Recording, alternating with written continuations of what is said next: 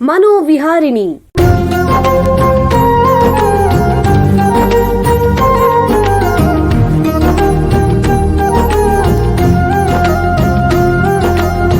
ಬೆಂಗಳೂರಿನ ನಿಮ್ಹಾನ್ಸ್ ವತಿಯಿಂದ ಮಾನಸಿಕ ಆರೋಗ್ಯ ಮತ್ತು ನರವಿಜ್ಞಾನ ಕುರಿತ ಪ್ರಾಯೋಜಿತ ಶಿಕ್ಷಣ ಮಾಲಿಕೆ. ಸಹಯೋಗ ಡಾಕ್ಟರ್ ರಾಮಚಂದ್ರ ಎನ್ ಮೂರ್ತಿ, ಮಾನಸಿಕ ಆರೋಗ್ಯ ಮತ್ತು ನರವಿಜ್ಞಾನ ಪ್ರತಿಷ್ಠಾನ, ನಿಮ್ಹಾನ್ಸ್. ಕೇಳಿ ಮಾನಸಿಕ ಆರೋಗ್ಯ ಮತ್ತು ನರವಿಜ್ಞಾನ ಕುರಿತ ಮಾಲಿಕೆ ಮನೋವಿಹಾರಿಣಿ. ನಮಸ್ಕಾರ ಶ್ರೋತೃಗಳೇ, ನಿಮಗೆಲ್ಲರಿಗೂ ಮನೋವಿಹಾರಣೆ ಶಿಕ್ಷಣ ಮಾಲಿಕೆ ಈ ಸಂಚಿಕೆಗೆ ಆತ್ಮೀಯ ಸ್ವಾಗತ. ಹಿಂದಿನ 3 ಸಂಚಿಕೆಗಳಲ್ಲಿ ಮಾನಸಿಕ ಆಘಾತ ಮತ್ತು ಮಹಿಳೆಯರ ಮಾನಸಿಕ ಆರೋಗ್ಯದ ಬಗ್ಗೆ ಚರ್ಚೆ ಮಾಡ್ತಿದ್ವಿ. ಈ ಸಂಚಿಕೆಯಿಂದ ಒಂದು ವಿಭಿನ್ನವಾದ ಮೆದುಳಿನ ಸಮಸ್ಯೆ ಬಗ್ಗೆ ತಿಳ್ಕೊಳ್ಳೋಣ. ಹಿಂದಿನ ಶತಮಾನದಲ್ಲಿ ಮನುಷ್ಯನ ಜೀವಿತಾವಧಿ ಅಂದ್ರೆ ಲೈಫ್ ಎಕ್ಸ್ಪೆಕ್ಟೆನ್ಸಿ ಸುಮಾರು 40ರಿಂದ 45 ವರ್ಷಗಳಿದ್ವಂತೆ. ಇದಕ್ಕೆ ಅಪೌಷ್ಟಿಕತೆ, ಸೋಂಕು ರೋಗಗಳು ಮತ್ತು ಸೂಕ್ತ ವೈದ್ಯಕೀಯ ಚಿಕಿತ್ಸೆ ದೊರಕದೇ ಇರೋದೇ ಮುಖ್ಯ ಕಾರಣಗಳಾಗಿತ್ತು. ಇಂದಿನ ಕಾಲದಲ್ಲಿ ಮಾನವನ ಜೀವಿತಾವಧಿ ಸುಮಾರು 70ರಿಂದ 80 ವರ್ಷಗಳಾಗಿವೆ. ಜಪಾನ್ನಂತಹ ದೇಶಗಳಲ್ಲಿ 100 ವರ್ಷಗಳಿಗೂ ಮೇಲ್ಪಟ್ಟು ಬದುಕಿರುವ ಅನೇಕ ವೃದ್ಧರಿದ್ದಾರೆ. ಇದಕ್ಕೆ ಉತ್ತಮ ಚಿಕಿತ್ಸೆ, ಆಸ್ಪತ್ರೆಗಳು, ಉತ್ತಮ ಆಹಾರ, ಜೀವನ ಗುಣಮಟ್ಟ ಇತ್ಯಾದಿಗಳ ಕಾರಣ. ಮನುಷ್ಯನ ಆಯಸ್ಸು ಹೆಚ್ಚಾಗಿರುವುದು ಸಂತೋಷ ಪಡೆಯುವ ವಿಷಯವೇ ಆದರೂ ನಮಗೆಲ್ಲ ವಯಸ್ಸಾದಂತೆಲ್ಲ ದೇಹದಲ್ಲಿ ಹಲವು ಬದಲಾವಣೆಗಳಾಗುತ್ತವೆ. ಅಲ್ಲದೆ ಮನುಷ್ಯನ ಮೆದುಳಿನ ರಚನೆ ಕ್ರಿಯೆಗಳಲ್ಲಿ ಕೂಡ ವಿವಿಧ ಬದಲಾವಣೆಗಳಾಗುತ್ತೆ. ವಯಸ್ಸು ಹೆಚ್ಚಿದಂತೆ ಮೆದುಳಿನಲ್ಲಿರುವ ವಿವಿಧ ನರಕೋಶಗಳ ಮೇಲೆ ಹೆಚ್ಚಿನ ಒತ್ತಡ ಬೀಳುತ್ತೆ. ಇದರಿಂದ ನರಕೋಶಗಳು ಕ್ರಮೇಣ ಹಾನಿಗೀಡಾಗಿ ಮೆದುಳು ಸೂಕ್ಷ್ಮವಾಗುತ್ತೆ, ಸುಲಭವಾಗಿ ಕಾಯಿಲೆಗೆ ತುತ್ತಾಗಬಹುದು. ಇಂತಹ ವೃದ್ಧಾಪ್ಯದ ಕಾಯಿಲೆಗಳು ವಿಶ್ವದಾದ್ಯಂತ ಸಾಕಷ್ಟು ಜನರನ್ನು ಸಂಕಷ್ಟಕ್ಕೀಡು ಮಾಡಿದೆ. ಇವುಗಳಲ್ಲಿ ಡಿಮೆನ್ಷಿಯಾ, ಲಕ್ವಾ, ಪಾರ್ಕಿನ್ಸನ್ ಕಾಯಿಲೆ ಮುಖ್ಯವಾದವು. ಈ ಕಾಯಿಲೆಗಳಿಂದ ವ್ಯಕ್ತಿಯ ಚಲನೆ, ನೆನಪಿನ ಶಕ್ತಿ, ಮಾತು, ನಡವಳಿಕೆ ಇವುಗಳಲ್ಲಿ ಲೋಪ ಕಾಣಬಹುದು. ಈ ಕಾಯಿಲೆಗಳಲ್ಲಿ ಡಿಮೆನ್ಷಿಯಾ ಅನ್ನೋದು ವೃದ್ಧರಲ್ಲಿ ಕಂಡುಬರುವಂತಹ ಒಂದು ಸಾಮಾನ್ಯ ಮೆದುಳಿನ ಕಾಯಿಲೆ. ಇಂದಿನಿಂದ 3 ಸಂಚಿಕೆಗಳಲ್ಲಿ ಈ ಡಿಮೆನ್ಷಿಯಾ ಕಾಯಿಲೆ ಬಗ್ಗೆ ತಜ್ಞರ ಹತ್ತಿರ ಮಾಹಿತಿ ಸಂಗ್ರಹಿಸೋಣ. ಎಪಿಡಿಮಿಯಾಲಜಿ ಕ್ಷೇತ್ರದಲ್ಲಿ ಸುಮಾರು 25 ವರ್ಷಗಳಿಂದ ವೈದ್ಯಕೀಯ ಸೇವೆ ಮತ್ತು ಸಂಶೋಧನೆ ಮಾಡ್ತಾ ಇರುವಂತಹ ನಿಮ್ಹಾನ್ಸ್ನ ಎಪಿಡಿಮಿಯಾಲಜಿ ವಿಭಾಗದ ಪ್ರಾಧ್ಯಾಪಕರಾಗಿರುವಂತಹ ಡಾಕ್ಟರ್ ಗಿರೀಶ್ ಎನ್ ರಾವ್ ಅವರು ನಮ್ಮ ಜೊತೆಗಿದ್ದಾರೆ. ಅವರನ್ನು ಸ್ವಾಗತಿಸೋಣ. ನಮಸ್ಕಾರ ಡಾಕ್ಟರ್ ಗಿರೀಶ್ ಅವರೇ. ನಮಸ್ಕಾರ ಡಾಕ್ಟರ್ ಭರತ್ ಅವರೇ. ನಿಮಗೆ ಈ ಕಾರ್ಯಕ್ರಮಕ್ಕೆ ಸ್ವಾಗತ. ಅವರ ಜೊತೆಯಲ್ಲಿ ಮನೋವೈದ್ಯಕೀಯ ಕ್ಷೇತ್ರದಲ್ಲಿ ಸುಮಾರು 25 ವರ್ಷಗಳಿಂದ ವೈದ್ಯಕೀಯ ಸೇವೆ ಮತ್ತು ಸಂಶೋಧನೆ ಮಾಡ್ತಾ ಇರುವಂತಹ ನಿಮ್ಹಾನ್ಸ್ನ ಸೈಕ್ಯಾಟ್ರಿ ವಿಭಾಗದ ಸಹಾಯಕ ಪ್ರಾಧ್ಯಾಪಕರಾಗಿರುವ ಡಾಕ್ಟರ್ ವಿಜಯ್ ಕುಮಾರ್ ಹರ್ಬಿ ಶೆಟ್ಟರ್ ಅವರು ನಮ್ಮ ಜೊತೆಗಿದ್ದಾರೆ. ಅವರನ್ನು ಸ್ವಾಗತಿಸೋಣ. ನಮಸ್ಕಾರ ಡಾಕ್ಟರ್ ವಿಜಯ್ ಅವರೇ. ನಮಸ್ಕಾರ ಡಾಕ್ಟರ್ ಭರತ್. ನಿಮಗೆ ಈ ಕಾರ್ಯಕ್ರಮಕ್ಕೆ ಸ್ವಾಗತ. ಡಾಕ್ಟರ್ ವಿಜಯ್ ಅವರೇ, ನಿಮಗೆ ಮೊದಲನೇ ಪ್ರಶ್ನೆ ಏನು ಅಂತಂದ್ರೆ, ವೈದ್ಯಕೀಯ ದೃಷ್ಟಿಯಿಂದ ಈ ಡಿಮೆನ್ಷಿಯಾ ಅಂತಂದ್ರೆ ಏನು? ಡಿಮೆನ್ಷಿಯಾ ಅಂದ್ರೆ ಸಿಂಪಲ್ ಆಗಿ ಹೇಳಬೇಕು ಅಂತಂದ್ರೆ ಮರವಿನ ಕಾಯಿಲೆ ಅಂತ ಹೇಳ್ತಾರೆ. ಹಳೆಯ ಕಾಲದಲ್ಲಿ ಅರಳು ಮಳ್ಳು 60 ಅರಳು ಮಳ್ಳು ಅಂತ ಹೇಳ್ತಿದ್ರು. ಆದ್ರೆ ಕ್ರಮೇಣ ವೈದ್ಯಕೀಯ ಕ್ಷೇತ್ರ ಮುಂದುವರೆದಂಗೆ ಇದು ಯಾವ ರೀತಿ ಕಾಯಿಲೆ ಅಂತ ತಿಳ್ಕೊಂಡ್ರು.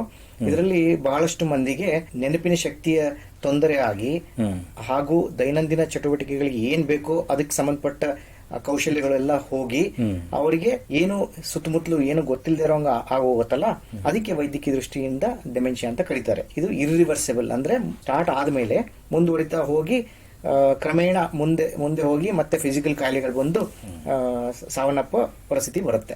ಅಂದ್ರೆ ಈ ಡಿಮೆನ್ಷಿಯಾ ಅನ್ನೋದ್ರಲ್ಲಿ ವಿವಿಧ ರೀತಿಗಳಿವೆಯೇ?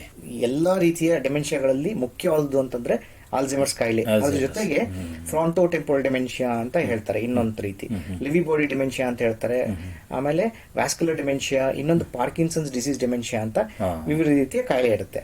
ಇನ್ನೂ ಒಂದ್ ರೀತಿ ಯಾವುದು ನೀವು ಟ್ರೀಟ್ಮೆಂಟ್ ಕೊಟ್ಟು ಸಂಪೂರ್ಣವಾಗಿ ವಾಸಿಯಾಗುವಂತ ಕೂಡ ಅದಕ್ಕೂ ಡೆಮೆನ್ಷಿಯಾ ಅಂತಿದ್ರು. ಅದರಲ್ಲಿ ನಮಗೆ ವಿಟಮಿನ್ ಡಿಫಿಷಿಯನ್ಸಿ, ಕೆಲವೊಂದು ವೈಟಮಿನ್ B12 ಆಯ್ತು, ಅಥವಾ ಫೋಲಿಕ್ ಆಸಿಡ್ ಆಯ್ತು, ಅಥವಾ ಥೈರಾಯ್ಡ್ ಪ್ರಾಬ್ಲಮ್ ಆಯ್ತು, ಅದೇ ರೀತಿ ಇನ್ನಿತರ ನಾರ್ಮಲ್ ಪ್ರೆಷರ್ ಹೈಡ್ರೋಕೆಫಲಸ್ ಅಂತ ಹೇಳ್ತಾರೆ, ಅದು ಟ್ರೀಟ್ಮೆಂಟ್ ಕೊಟ್ರೆ ಕಂಪ್ಲೀಟ್ ಆಗಿ ಡೆಮೆನ್ಷಿಯಾ ವಾಸಿ ಆಗುತ್ತೆ. ಈ ಇತ್ತೀಚೆಗೆ ಡೆಮೆನ್ಷಿಯಾ ಅಂತಂದ್ರೆ ಯಾವ ಕಾಯಿಲೆ ಮುಂದುವರಿತಾ ಹೋಗುತ್ತೆ ಆ ಕಾಯಿಲೆ ಮಾತ್ರ ಡೆಮೆನ್ಷಿಯಾ ಅಂತ ಕರೀತಾರೆ. ಗುಣಪಡಿಸಕ್ಕಾಗದೇ ಇರುವಂತಹದ್ದು ಯಾವಾಗ್ಲೂ ಉಲ್ಬಣವಾಗುವಂತಹ ಕಾಯಿಲೆ ಅಂತ ಹೇಳ್ತಾ ಇದ್ದಾರೆ. ಡಾಕ್ಟರ್ ಗಿರೀಶ್ ಅವರೇ, ಡಿಮೆನ್ಷಿಯಾ ಅನ್ನೋದು ಯಾರಿಗ್ ಬೇಕಾದ್ರೂ ಬರಬಹುದೇ? ದಯವಿಟ್ಟು ತಿಳಿಸಿ. ಯಾರಿಗಾದ್ರೂ ಬರಬಹುದು. ಉದಾಹರಣೆಗೆ ನಮಗೆ ವೈಟಮಿನ್ ಡಿಫಿಷಿಯನ್ಸಿ ಇದ್ದಾಗ ಅದು ರಿವರ್ಸಿಬಲ್ ಡಿಮೆನ್ಷಿಯಾ ಆಗುತ್ತೆ. ಬಟ್ ಸ್ಟ್ರೋಕ್ ಆದ್ಮೇಲಿಂದ ಇಲ್ಲ ಹೆಡ್ ಇಂಜುರಿ ಆದ್ಮೇಲೆ ಇದ್ರೊಳಗೆಲ್ಲಾನು ಮೆದುಳಿನ ಬದಲಾವಣೆಗಳಾಗುತ್ತೆ. ಅಂತ ಟೈಮಲ್ಲಿ ಡಿಮೆನ್ಷಿಯಾ ಪರ್ಮನೆಂಟ್ ಆಗಿ ಆಗ್ತಾ ಹೋಗುತ್ತೆ. ಸೊ ಯಾರಿಗಾದ್ರೂ ಆಗಬಹುದು, ಕೆಲವ್ರಿಗೆ ಹೆಚ್ಚು ರಿಸ್ಕ್ ಇರುತ್ತೆ.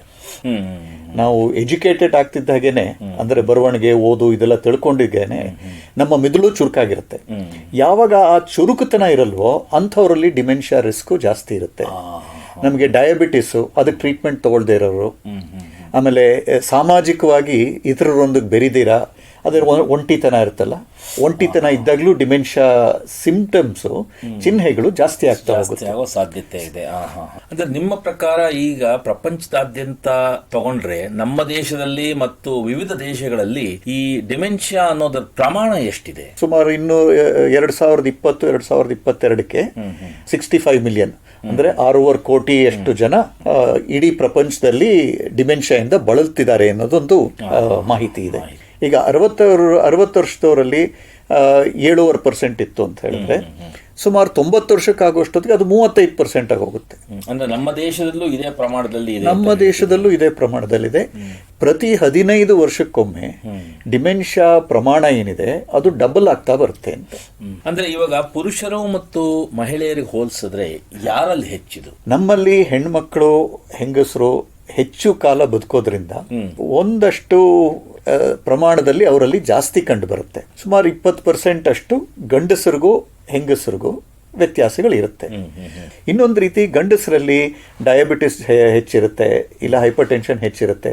ಆದ್ರಿಂದ ಅವರಲ್ಲೂ ಸಹ ಆ ರಿಸ್ಕ್ ಫ್ಯಾಕ್ಟರ್ ಜಾಸ್ತಿ ಆಗಿರುತ್ತೆ. ವಯೋ ಪ್ರಮಾಣದಲ್ಲಿ ನೋಡಿದ್ರೆ ಹೆಂಗಸರಲ್ಲಿ ಜಾಸ್ತಿ ಇರುತ್ತೆ, ಬಟ್ ರಿಸ್ಕ್ ಪ್ರಮಾಣದಲ್ಲಿ ನೋಡಿದ್ರೆ ಗಂಡಸರಲ್ಲಿ ಜಾಸ್ತಿ ಕಂಡು ಬರುತ್ತೆ. ಈ ಗ್ರಾಮೀಣ ಪ್ರದೇಶ ಮತ್ತು ನಗರ ಪ್ರದೇಶಗಳಿಗೆ ಹೋಲಿಸಿದ್ರೆ ಎಲ್ಲಿ ಜಾಸ್ತಿ ಪ್ರಮಾಣ ಇದೆ? ಗ್ರಾಮೀಣ ಪ್ರದೇಶದಲ್ಲೂ ಇದು ಕಡಿಮೆ ಏನಿಲ್ಲ, ಸಮವಾಗಿರುತ್ತೆ. ಕಂಡು ಬರುತ್ತೋ ಗ್ರಾಮೀಣ ಪ್ರದೇಶ ಒಂದು ತೂಕ ಗ್ರಾಮೀಣ ಪ್ರದೇಶದಲ್ಲಿ ಹೆಚ್ಚೇ ಇರುತ್ತೆ.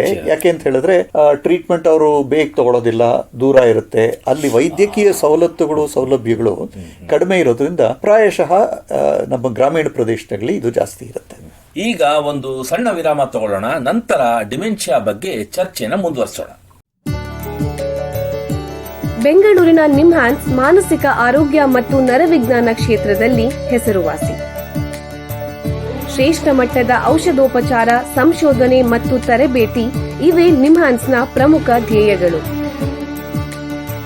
ದೇಶದ ವಿವಿಧ ಭಾಗಗಳಿಂದ ಬರುವ ಲಕ್ಷಾಂತರ ಜನರಿಗೆ ಚಿಕಿತ್ಸೆ ನೀಡುವ ನಿಮ್ಹಾನ್ಸ್ಗೆ ರಾಷ್ಟ್ರೀಯ ಪ್ರಾಮುಖ್ಯತಾ ಸಂಸ್ಥೆ ಎಂಬ ಗೌರವ. ಚಿಕಿತ್ಸೆ ಮತ್ತು ವೈದ್ಯಕೀಯ ಸೇವೆಗಳ ಜೊತೆಯಲ್ಲಿ ನರರೋಗ ಮತ್ತು ಮನೋವೈದ್ಯಕೀಯ ಪುನರ್ವಸತಿ ಸೇವೆಗಳು, ಸಮುದಾಯ ಮಟ್ಟದ ಆರೋಗ್ಯ ಕಾರ್ಯಕ್ರಮಗಳನ್ನು ನಡೆಸುವುದು ಹಾಗೂ ಜನಜಾಗೃತಿ ಮೂಡಿಸುವ ಕೆಲಸಗಳಲ್ಲಿ ಸಕ್ರಿಯವಾಗಿದೆ ನಿಮ್ಹಾನ್ಸ್.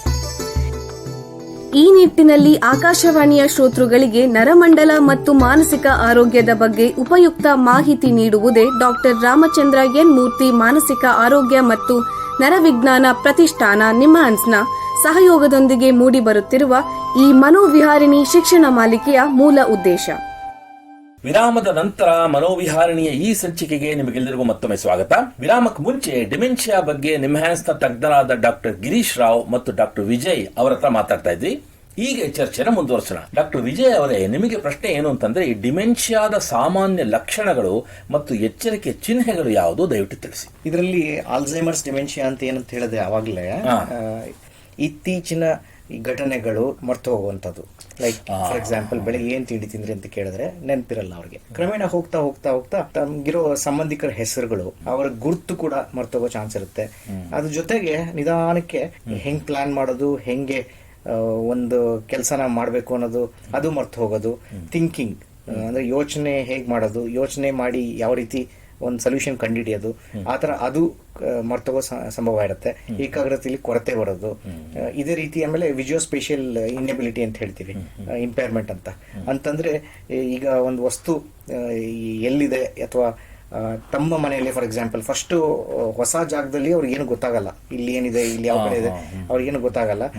ಕ್ರಮೇಣ ಹೋಗ್ತಾ ಹೋಗ್ತಾ ಅವ್ರಿಗೇನಾಗುತ್ತೆ, ಅವ್ರು ಇದ್ದಿದ್ದು ಸುಮಾರು ವರ್ಷ ಇದ್ದಿದ್ದ ಜಾಗದಲ್ಲೇ ಕೂಡ ಅಕ್ಕಪಕ್ಕ ಏನಿದೆ ಅಂತ ಗೊತ್ತಾಗಲ್ಲ, ಟಾಯ್ಲೆಟ್ ಎಲ್ಲಿದೆ ಗೊತ್ತಾಗಲ್ಲ, ಕಿಚನ್ ಯಾವ್ದು ಅಂತ ಗೊತ್ತಾಗಲ್ಲ, ಎಲ್ಲಿಗೆ ಹೋಗ್ಬೇಕು, ಏನ್ ಮಾಡ್ಬೇಕು ಅಂತ ಗೊತ್ತಾಗಲ್ಲ, ಕನ್ನಡಿಯಲ್ಲಿ ಅವ್ರು ನೋಡ್ಕೊಂಡ್ರೆ ಅವರೇ ಅವರು ಅಂತ ಗೊತ್ತಾಗಲ್ಲ. ಆತರ ಕ್ರಮೇಣ ಜಾಸ್ತಿ ಆಗ್ತಾ ಆಗ್ತಾ ಹೋಗುತ್ತೆ. ದೈನಂದಿನ ಕಾರ್ಯಚಟುವಟಿಕೆಗಳು ಅಂತಂದ್ರೆ ಬೆಳಿಗ್ಗೆ ಎದ್ದು ಟಾಯ್ಲೆಟ್ ಯೂಸ್ ಮಾಡೋದು, ಬ್ರಷ್ ಮಾಡೋದು, ಸ್ನಾನ ಮಾಡೋದು, ಕೂಂಬಿಂಗ್ ಹೇರ್ ತಲೆ ಬಾಚ್ಕೊಳ್ಳೋದು, ಆಮೇಲೆ ಬಟ್ಟೆ ಹಾಕೊಳ್ಳೋದು, ಈ ಸ್ಕಿಲ್ಸ್ ಎಲ್ಲ ಇದು ಕೂಡ ಮರ್ತೋಗ್ತಾರೆ. ಅಡಿಗೆ ಹೆಂಗ್ ಮಾಡೋದು, ಹೆಣ್ಮಕ್ಳಿಗೆ ಅಡಿಗೆ ಹೇಗ್ ಮಾಡೋದು ಆಯ್ತು, ಗಂಡ್ ಮಕ್ಳಿಗೆ ಬ್ಯಾಂಕಿಂಗ್ ಹೆಂಗ್ ಮಾಡೋದಾಯ್ತು, ಇದೆಲ್ಲ ಕ್ರಮೇಣ ಮರ್ತು ಹೋಗಿ ಆಮೇಲೆ ದುಡ್ಡು ಅಂದ್ರೆ ಏನು, ಹೆಂಗೆ ಆಡ್ ಮಾಡಬೇಕು, ಹೆಂಗ್ ಮೈನಸ್ ಮಾಡಬೇಕು ಅದು ಕೂಡ ಮರ್ತು ಹೋಗಿ, ಆಮೇಲೆ ಒಂದು ತಿಂಡಿ ತಂದಿಟ್ರೆ ಅದನ್ನ ಹೆಂಗ್ ತಿನ್ಬೇಕಾ ಬೇಡವಾ ಅದು ಕೂಡ ಮರ್ತು ಹೋಗುತ್ತೆ. ಈ ಡಿಮೆನ್ಷಿಯಾದ ಮುಖ್ಯ ಕಾರಣಗಳೇನು? ಅಂದ್ರೆ ಮೆದುಳೊಳಗೇನೆ ಸಮಸ್ಯೆ ಇದೆಯಾ, ಅಥವಾ ಇದೊಂದು ರೀತಿ ಮಾನಸಿಕ ಸಮಸ್ಯೆನೇ, ಅಥವಾ ಏನಾದ್ರು ಸಾಮಾಜಿಕ ಅಂಶಗಳಿಂದ ಈ ರೀತಿ ಆಗತ್ತೆ? ದಯವಿಟ್ಟು ತಿಳಿಸಿ. ಇದು ಮೆದುಳಿನ ಸಮಸ್ಯೆನೇ. ಇದು ಮೆದುಳಲ್ಲಿ ಕಾಯಿಲೆ ಉಂಟಾಗತ್ತೆ. ಜೀವಕೋಶಗಳು ಅಂತ ಏನ್ ಹೇಳಿದ್ರಿ, ನರಕೋಶಗಳು ಅಂತ ಹೇಳಿದ್ರಿ, ಬಹಳಷ್ಟು ಸೆಲ್ಗಳು ಸತ್ತಾಗ ಆ ಜಾಗ ಎಲ್ಲ ಖಾಲಿ ಉಳ್ಕೊಳ್ಳುತ್ತೆ. ಅಲ್ಲಿ ಜಾಗದಲ್ಲಿ ಇದ್ದಿದ್ದ ಏನು ಕೌಶಲ್ಯಗಳಿತ್ತೋ ಅದೆಲ್ಲ ಹೋಗುತ್ತೆ. ನಂಜಿನ ರೀತಿಯ ಪ್ರೋಟೀನ್ಗಳು ಡಿಫೆಕ್ಟ್ ಆಗಿ ಅದು ಅಕ್ಯುಮುಲೇಟ್ ಆಗಿ ಸೆಲ್ ಡೆತ್ ಆಗಿ ಈ ತರ ಆಲ್ಝೈಮರ್ ಕಾಯಿಲೆ ಶುರು ಆಗುತ್ತೆ. ವ್ಯಾಸ್ಕ್ಯುಲರ್ ಡಿಮೆನ್ಷಿಯಲ್ಲಿ ಬ್ಲಡ್ ಸಪ್ಲೈ ಕಡಿಮೆ ಆಗಿ ಸೆಲ್ಗಳ ಡೆತ್ ಆಗಿ ಅಲ್ಲಿ ಮೆಮೊರಿ ಲಾಸ್ ಆಗಿ ವ್ಯಾಸ್ಕ್ಯುಲರ್ ಡಿಮೆನ್ಷಿಯಾ ಅಂತ ಅಲ್ಲಿ ಶುರು ಆಗುತ್ತೆ. ಈ ರೀತಿ ಒಂದೊಂದಕ್ಕೊಂದೊಂದು ಕಾರಣ ಇದೆ. ದೈಹಿಕ ಕಾಯಿಲೆಗಳಿಗೂ ಡಿಮೆನ್ಷಿಯಾಗೂ ಏನೋ ಸಂಬಂಧ ಇದೆಯೇ? ಆಗ್ಲೇ ಡಾಕ್ಟರ್ ವಿಜಯ್ ಅವರು ಹೇಳ್ತಾರೆ, ನಮಗೆ ಡಯಾಬಿಟಿಸ್ ಬಂದಿರಬಹುದು. ಡಯಾಬಿಟಿಸ್ ನಾನು ಟ್ರೀಟ್ಮೆಂಟ್ ತಗೊಳ್ತಾ ಇದ್ದಾಗ ನನ್ನ ಮಿದುಳಿಗೆ ಸರಬರಾಜು ಮಾಡುವ ರಕ್ತನಾಳಗಳಲ್ಲಿ ಸಂಕುಚಿತ ಆಗ್ಬಿಟ್ಟು ಅದರಿಂದ ವಿಷಕಾರಕ ಅಣುಗಳು ಹೊರಗಡೆ ಬಂದು ಮಿದುಳಿನಲ್ಲಿ ಸೇರ್ಕೊಳ್ಳುತ್ತೆ. ಈ ಸೇರ್ಕೊಳ್ಳೋದ್ರಿಂದ ಒಂದು ಪ್ರಮಾಣದಲ್ಲಿ ಇದ್ದಿದ್ದು 2ರಷ್ಟು ಪ್ರಮಾಣ ಜಾಸ್ತಿ ಆಗುತ್ತೆ. ಡಿಮೆನ್ಷಿಯಾ ಜೊತೆಗೆ ಡಯಾಬಿಟಿಸ್, ಡಿಮೆನ್ಷಿಯಾ ಜೊತೆಗೆ ಪಾರ್ಕಿನ್ಸನ್ಸ್, ಡಿಮೆನ್ಷಿಯಾ ಜೊತೆಗೆ ಸ್ಟ್ರೋಕು, ಈ ರೀತಿ ಹಲವಾರು ಬಾಕಿ ಕಾಯಿಲೆಗಳು ಸಹ ನಮ್ಮ ಮಿದುಳಿನ ಮೇಲೆ ಪರಿಣಾಮ ಬೀರೋದ್ರಿಂದ ಇದ್ರ ಬಗ್ಗೆ ಎಲ್ಲಾನು ಇದಾಗುತ್ತೆ. ಇನ್ನೊಂದು ಪುಟಾಣಿ ಉದಾಹರಣೆ ಹೇಳಬೇಕು ಅಂದ್ರೆ, ದೈಹಿಕ ಚಟುವಟಿಕೆ ನಮಗೆ ಮುಖ್ಯವಾಗುತ್ತೆ. ಈಗ ದೈಹಿಕ ಚಟುವಟಿಕೆ ಇಲ್ಲದೆ ಇರೋದ್ರಿಂದ ನಮ್ಮ ದೇಹದಲ್ಲಿ ಹಲವಾರು ಬದಲಾವಣೆಗಳಾಗುತ್ತೆ. ಅದರ ಜೊತೆಗೆ ಮೆದುಳಿನಲ್ಲೂ ಬದಲಾವಣೆ ಆಗುತ್ತೆ. ಆದ್ರಿಂದ ನಮ್ಮ ಯಾವುದೇ ದೇಹಕ್ಕೆ ಸಂಬಂಧಪಟ್ಟ ಕಾಯಿಲೆಗಳು ಸಹ ಮಿದುಳಿನ ಕಾಯಿಲೆಗೆ ಇದಾಗುತ್ತೆ. ಈಗ ಡಿಪ್ರೆಷನ್ ಬಂದಿರ್ಬೋದು. ಡಿಪ್ರೆಷನ್ ಕಾಯಿಲೆ ಇರೋರಿಗೆ ಅದು ಡಿಮೆನ್ಷಿಯಾ, ಡಿಪ್ರೆಷನ್ ಎರಡೂ ಒಂದೇ ರೀತಿ ಚಿಹ್ನೆಗಳಿರುತ್ತೆ.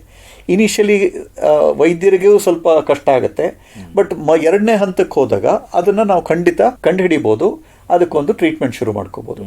ಈಗ ನಾವು ಡಿಪ್ರೆಷನ್ಗೆ ಟ್ರೀಟ್ಮೆಂಟ್ ಶುರು ಮಾಡಿದ್ರೆ ಡಿಮೆನ್ಷಿಯಾ ಬರೋ ಪ್ರಮಾಣ ಸ್ವಲ್ಪ ಮಟ್ಟಿಗೆ ತಗ್ಗುತ್ತೆ. ಸೊ ಮಾನಸಿಕ ಕಾಯಿಲೆ ಇಲ್ಲ ದೈಹಿಕ ಕಾಯಿಲೆಗಳು ಯಾವುದೇ ಇದ್ರೂ ಸಹ ಅದಕ್ಕೆ ಟ್ರೀಟ್ಮೆಂಟ್ ಕೊಡೋದ್ರಿಂದ ನಮ್ಮ ಮೆದುಳಿನ ಕಾಯಿಲೆಯಾದ ಡಿಮೆನ್ಷಿಯಾ ತಕ್ಕ ಮಟ್ಟಿಗೆ ತಕ್ಕ ಪ್ರಮಾಣದಲ್ಲಿ ಕಡಿಮೆ ಆಗುತ್ತೆ. ಕಿವಿ ಕೇಳೋದು, ಈಗ ಸಾಮಾನ್ಯವಾಗಿ ವೃದ್ಧರು ನಂಗೆ ಕೇಳಿಸಲ್ಲ ಅಂತ ಹೇಳ್ಬಿಟ್ಟು ಸುಮ್ಮನಾಗಿ ಹೋಗ್ತಾರೆ.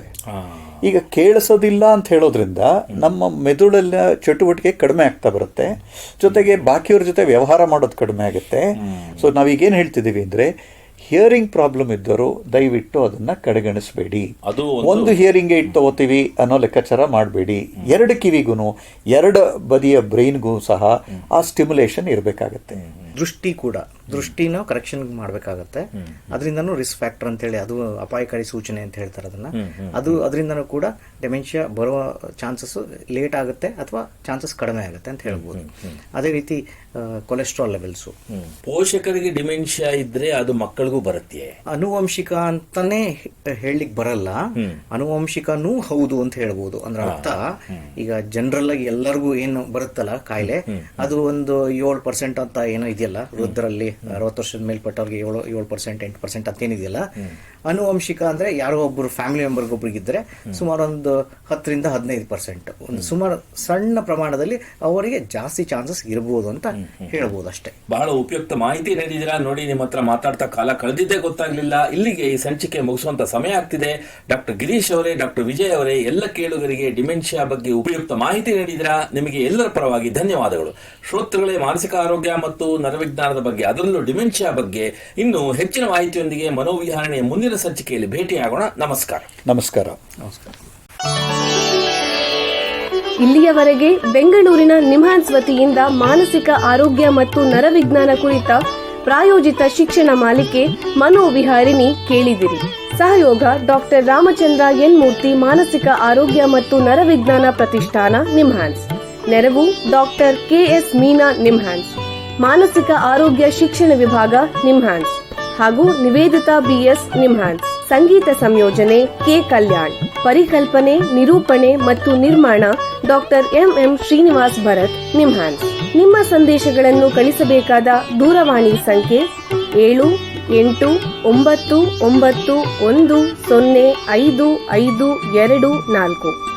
7899105524. ವಾಟ್ಸ್ಆಪ್ ಸಂದೇಶಗಳು ಮಾತ್ರ. ಈ ಕಾರ್ಯಕ್ರಮದ ಮುಂದಿನ ಸಂಚಿಕೆ ಮುಂದಿನ ವಾರ ಇದೇ ಸಮಯಕ್ಕೆ ಮನೋವಿಹಾರಿಣಿ ಮಾಲಿಕೆಯಲ್ಲಿ.